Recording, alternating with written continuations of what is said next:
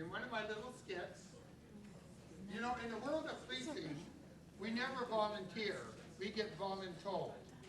And I'm somebody here who can, you don't have to say anything, or just, can you come up and help me? Okay. You come up here.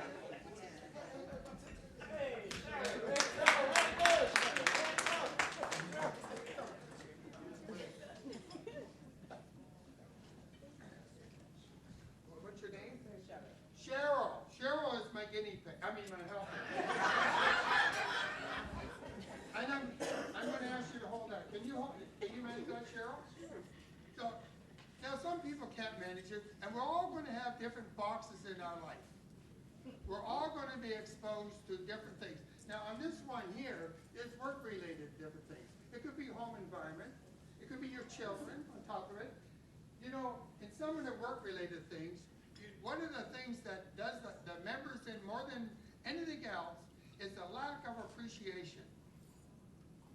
Lack of appreciation. You're not appreciated for what you do. And that has a huge impact on your life, home or work environment. And you have different stresses that you may experience, the deadlines, or you get demoted, a job change, or you get out of a job that you did over all these years. You can't get another job. Is that going to cause problems in your life? Absolutely. So we're all going to go through different things in our life, and each one of you are having different boxes right now. Every one of you has a different box that you're trying to manage right now. And I don't care how light that box is, if you hold it for any length of time, it will become heavy. So that, are you still okay, Cheryl? We'll try to fix that. The next one, Cheryl, is financial. Now this is actually people's lives that I built this on. We had a police officer who just started his new career. He's going to be in Elmer for 3 months. He's away from home. His wife is upset because they had a new child and he's not home helping out. And I said, give him the 3 months to study to get through. Short-term pain for long-term gain. Help him. Well, he was going there. How many of you drive a car? Now, on the way home today, your car breaks down, you got a $1,200 bill. Are you planning for that? Is that going to cause a stressor on you? Or you go home and your washing machine's gone, or your something happens at home, you got a big expense you weren't counting on? His car broke down, so now he's dealing with his wife and being away from home, trying to study, and he's got a $1,200 bill. Are you still doing okay, Cheryl? Now this one here, this impacts everyone a little bit differently. Even in your own family situation. I'm going to cover your head up on one side. Even in your own home. Now, how many people, I have never experienced it, that you get a letter in the mail saying next Wednesday at 2 o'clock, this person is going to die. Or is going to be involved in an accident. It's usually sudden and has a huge impact on you. Even in your own family, you're going to be closer to one member than you are with another. You're going to grieve for the family member, but you're going to be severely grieving for a member that you were close to. And I had a woman came to me and said, when her father died, she got over it fairly quickly, and when her mom passed away, it's been a year, and she's still grieving. Is there something wrong with me? How close were you with your dad? We weren't. How close were you with your mother? We were very close. We did everything together. So wouldn't it be understandable that you're going to feel the loss a lot more for someone who you did everything with? No matter how much time goes by, it could be a year, 10 years, 50 years, there's still going to be a certain song or event that's going to bring you right back to that moment, and you may share some tears. And that's okay. You should be able to do that. But it's not okay if you're severely grieving 5 years from now as you were when it happened. With time, there's healing, but never forgetting. It's like taking a nail. You could pound a nail in the board, pull the nail out, the nail is out and gone. But the scars are there forever. The memories are there forever. So it's okay to go down that road and miss a person. But it's not okay if we're still there every day for the rest of your life. So we have to grieve. So it's our grieving process that we go through, even in our own family member, has a huge impact upon us. You still okay, Cheryl? Oh, she's so wonderful. And you know, sometimes when we go through, and he lost his brother when he was going to Elmer. So he had all three things impact on him within 2 weeks. We got him the help that he needed, and he graduated near the top of his class because we helped him through the crisis.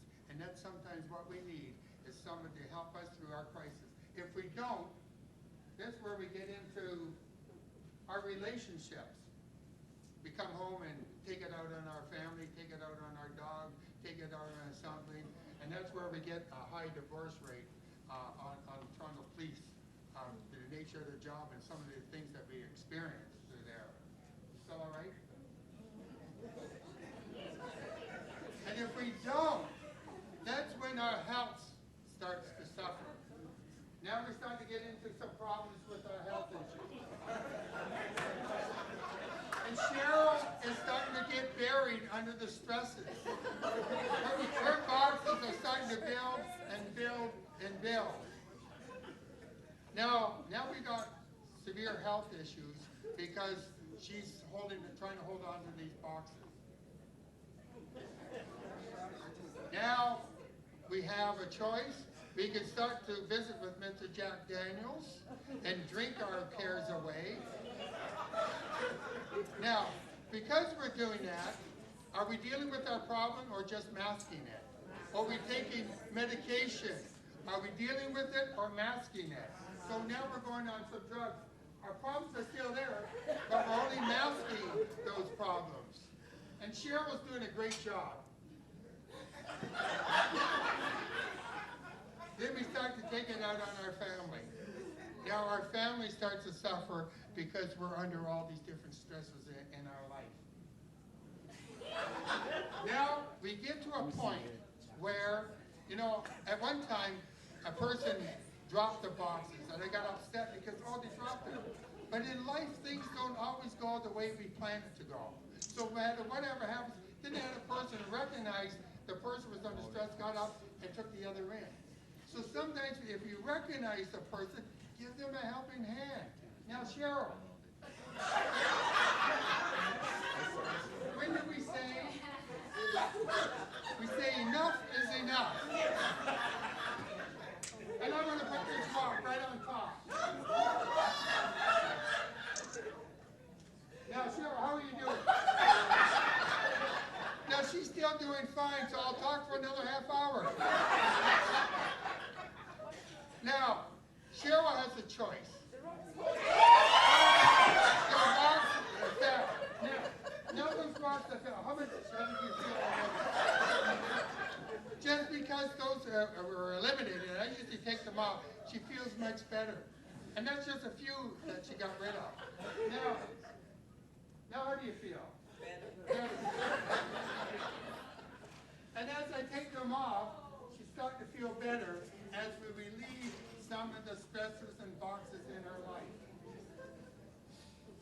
And now, give her a hand, wouldn't it?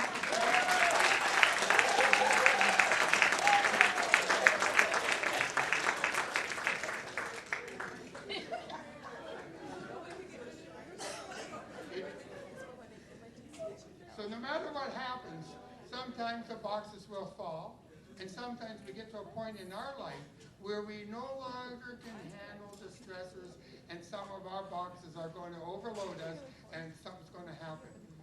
Lots of times when a person sees this, he thinks they're real rock, and he starts to shake. It's perception. And I'm going to talk about a little perception near the end also.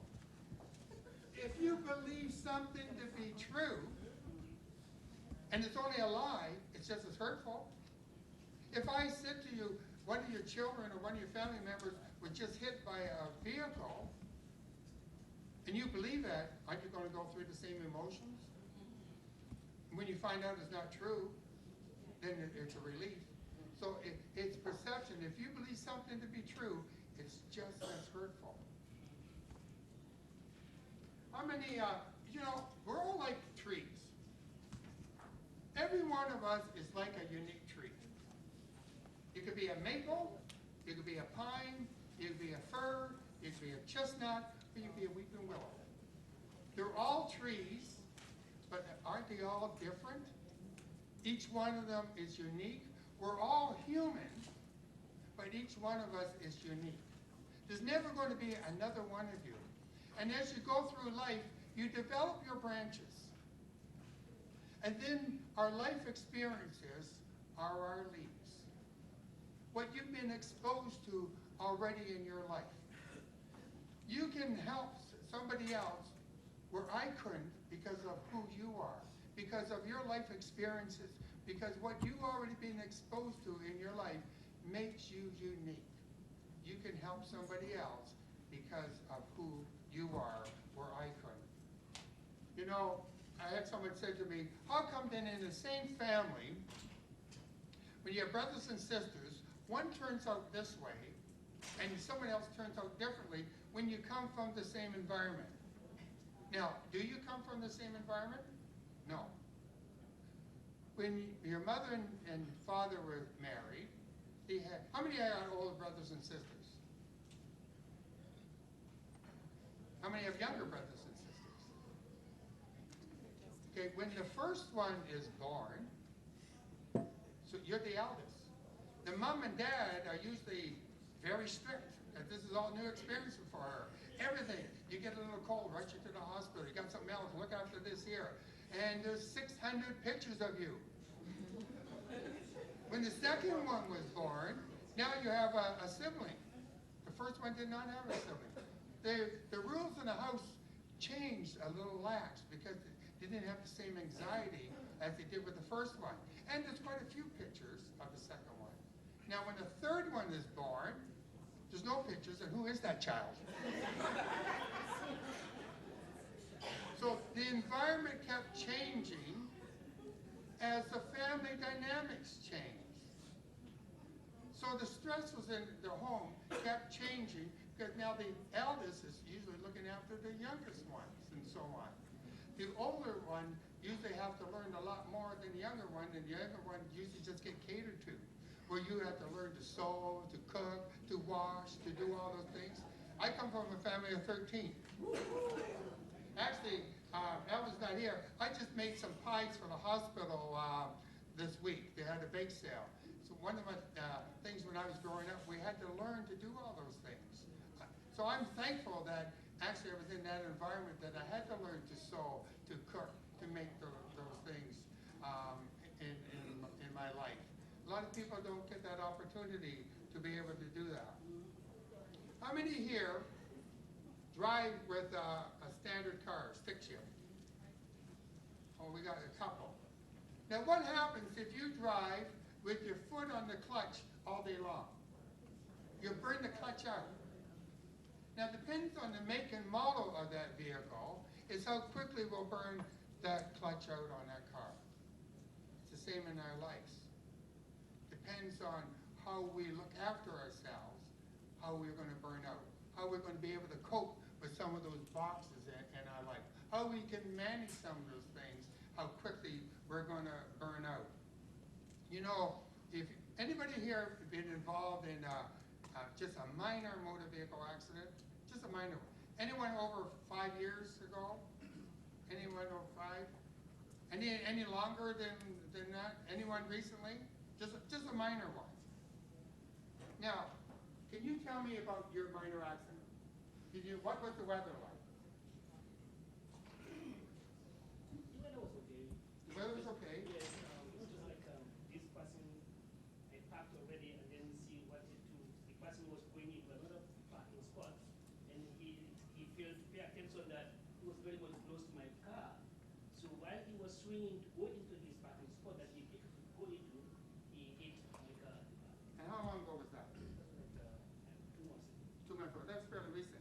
And what about yours? How long ago was yours? I think maybe 7 years 7 years ago. ago. We were on the highway and driving, and it was coming to a slowdown. We slowed down, the people behind us didn't, and What was the weather like? It was sunny, beautiful. Now, what did you have for supper last Monday? And what did you have for supper a week ago Tuesday? You probably won't remember what we just ate a few days ago, unless you have hamburger every Monday, spaghetti every Tuesday, unless it was a major event in your life where it was an anniversary or something. We just won't remember what we just did recently. But you'll remember a minor motor vehicle accident, and I had people go back 50 years ago to tell me everything about it. Now, did you think about that minor accident until I asked you about it? No. Now, have you been, if you go by that accident scene, you're going to instantly recall what took place again. And I had a parking enforcement officer who was involved in an accident over 15 years ago, and every time he comes to that intersection, he feels like he's being pulled over into the guardrail. And that's just a minor accident. You know, back in 1962, down on the lake shore, by the CNE as you go around that bend, I don't know if you've ever been down there, look to the south by the lake, there's a hydro pole on that bend. I own it. Back in those days, you had to pay for it. And I slid on some ice and I hit that hydro pole. And now, do I think about it? No.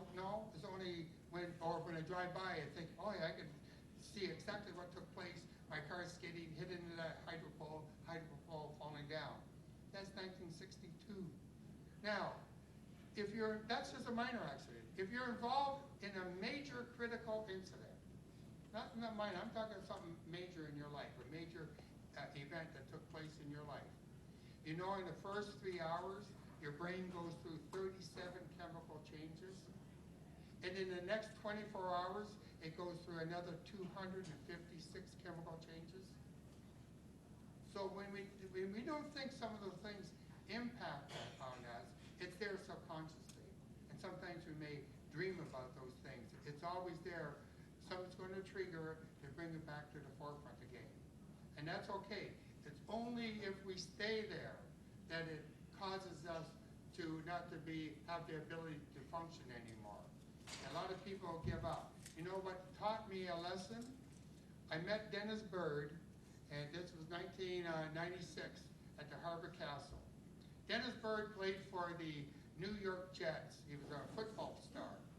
In one of his professional games, he got hit, and he had his neck broken, and he became a quadriplegic. His life was over. He told me how he tried to drown himself because his life was over, a quadriplegic. But he went on to be a motivational speaker, and he said, Roger, life is an attitude. And that changed my life. And I went back and I did my thesis on stress and policing and life is an attitude because of Dennis Bird. When I was out at the university teaching the class, I happened to mention him and how I like to thank him for how he impacted my life because of a tragedy that happened to him. He changed my life. And one of the girls said, oh, my father's a personal friend of theirs. They live in New York. Gave me the phone number. I was able to phone him to tell him that because of what happened, he changed my life. And each one of you are going to be able to change somebody else's life because you have lived, because of your own uniqueness. You know, my wife, it's funny when you're first married, a single bed is more than enough room. Then we went to a double bed. Then we went to a queen-size bed. Now we're in a king-size bed. I have to phone her to say goodnight. Get over it because you're too hot. Okay. I have to take my dog for a walk because her hormones is not good right now. So what I used to do is always send her a card once a month. I would either put it on her pillow, put it in a book as she went to work, mail it to her office. So once a month, it could be humorous, romantic, or whatever. And we made sure she had flowers once a month, too. So we just celebrated our 35th anniversary this year.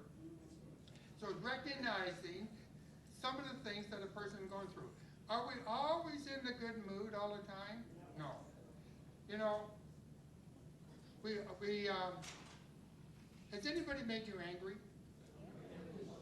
Has anybody made you mad? Now, would you believe it if I tell you that absolutely no one can make you angry and no one can make you mad? Impossible. If that's the case, then I can make each of you mad and angry anytime I want. Get mad. Get mad. I want you to be mad. I want you to get angry. No, that's our personal reaction to what that person said or did. That's how we reacted to that. It reminds me of a story of a businessman getting ready for one of his appointments. He's all dressed up in his nice suit. His wife made him a wonderful breakfast, sitting at the table. He sat down to eat. She placed a nice cup of hot coffee beside him. Little Johnny is sitting in a high chair beside him, reaches to get something, knocks the coffee on him, spills it all over. Now Dad reacts. He gets upset, starts yelling at the son, starts yelling at him and going on. The wife says something, he starts yelling at the wife. He has an important business meeting, look what he did, and so on. He storms upstairs, changes his suit. Now, he goes off to work upset. The wife goes to her work upset, and little Johnny is upset. Everybody's upset because of the coffee. Same scenario. He's all dressed up for his business meeting, sits down, wife placed the coffee there, Johnny reaches over, spills it on him. It's an accident. That's okay, Johnny, because the first reaction is burnt him. He's going to cry. It's okay, Johnny. It's only a spilled coffee. He has to go up and change anyhow. So he goes up and change, comes down, kisses his wife goodbye, kisses little Johnny. Everybody goes to work happy. Same scenario. It's how we react to those situations. It's like a car in front of you who fails to signal. I make a game of it, thinking, why would a brand new car, you bought a new car and you don't even put a signal on it?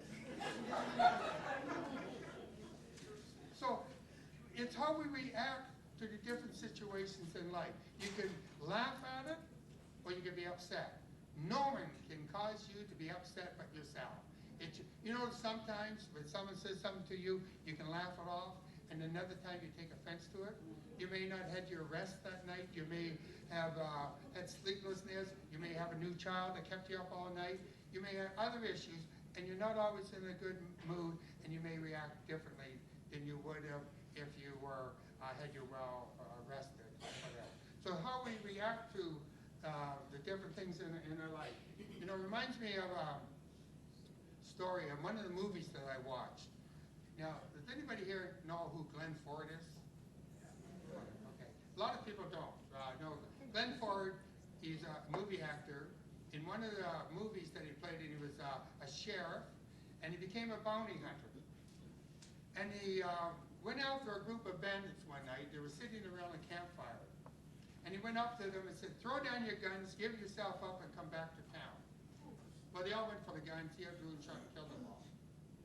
One of the bandits had a 12-year-old son who walked up to Glenn Ford, looked him in the eye, and said, you never gave them a chance. Glenn Ford said, you're right. I didn't give them a chance, but I did offer them a choice. In our life, we're not going to have chances, but we're always going to have choices. And all choices doesn't have to be right or wrong, good or bad. That every choice that we make is going to afford you new windows of opportunities. It's going to expose you to different events that you wouldn't have been afforded to before. You know, I call some of those people the red lights of life. You ever notice when you're in a hurry, you get a red traffic light, you're frustrated, you're impatient, it's holding you back, it's causing you to stay there, and you want to get going? You know, you've probably gone through as many green lights as you did red lights, but you don't appreciate the green lights. You don't appreciate the positive things in your life as you do when one event takes your place that causes you to stop. Going back to my wife and when we got the king-size bed, she asked me to go get some new linen, and Sellers had a sale on. So I went to Sellers there, and they had the king-size sheets, $29, $49, $79.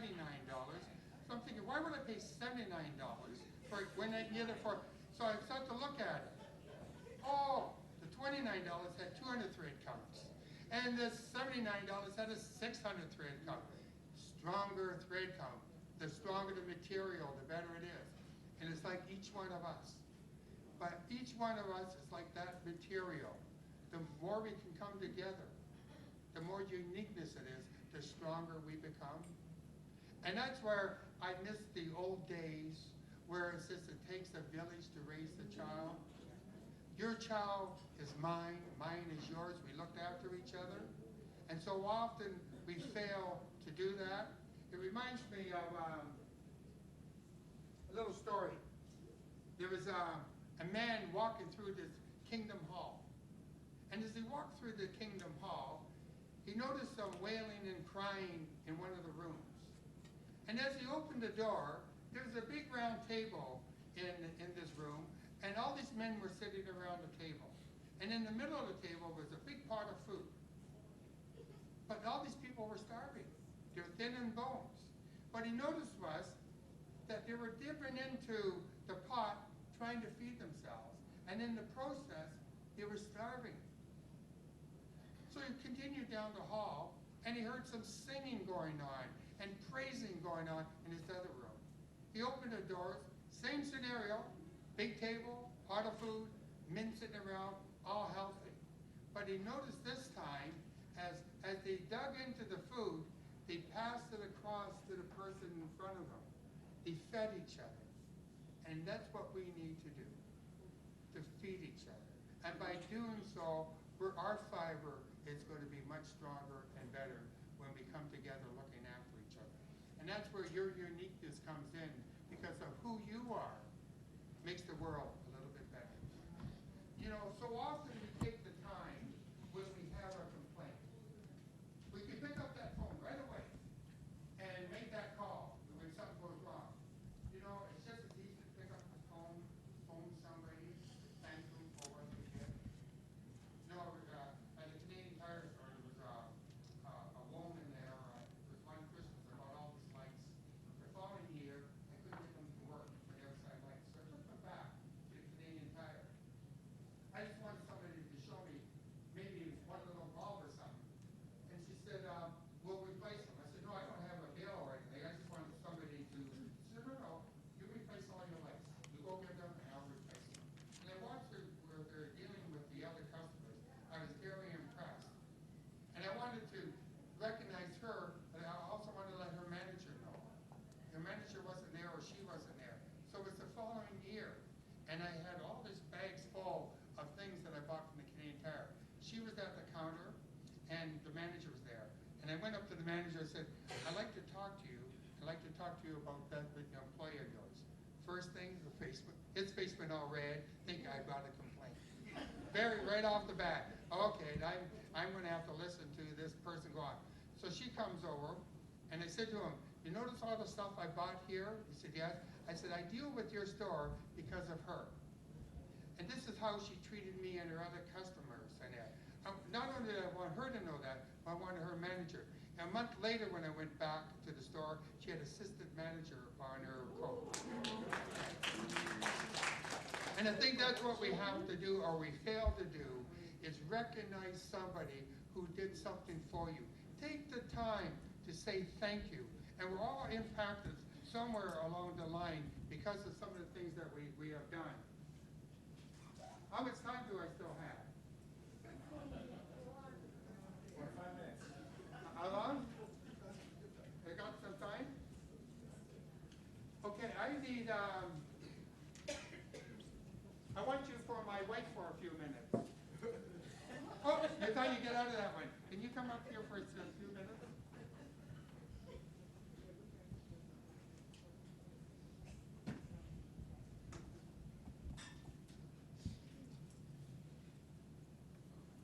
Can you sit in the, we're going to be in a boat together. How long have we been married? Oh, we've been married 2 minutes. The happiest 2 minutes of her life. Now, we're going to go rowing together. What's your name? Donna. Donna and I are on our honeymoon. Now I want you to start paddling. Paddle. Yeah, there you go. Now, she's paddling. What's going to happen here? Oh, but she's paddling on one side. We're going to go in circles. I'm going to paddle with her. Now what's going to happen? We're not going to go anywhere because she's paddling one way and I'm paddling in a different direction, and we're going to get tired out soon. So I don't want to paddle anymore. Donna, you paddle. You do all the paddling. I'm just going to go along for the ride. You ever notice that in some of the marriages? Yes. That one does all the paddling, while the other one just goes for the ride? And what's going to happen then? She's going to get frustrated and hit me with the paddle. Now harmony is only going to come is when we roll together. And I would have done that with her. She left me. She got frustrated after just a few seconds of our marriage. She didn't wait for me to get the paddle, to sit beside her, and both of us paddle together. And that's when harmony comes in our life. It's when we actually sit beside each other and we both paddle together. And that's not to say you're not going to go into some difficult times. That's not going to say that we're going to have things that come into life, some obstacles that we're going to have to overcome. And we're all going to have challenges in our life to overcome. But by rowing together, we're going to come out much stronger and we're going to come out much better. And thank you, Donna, for those brief moments in our marriage.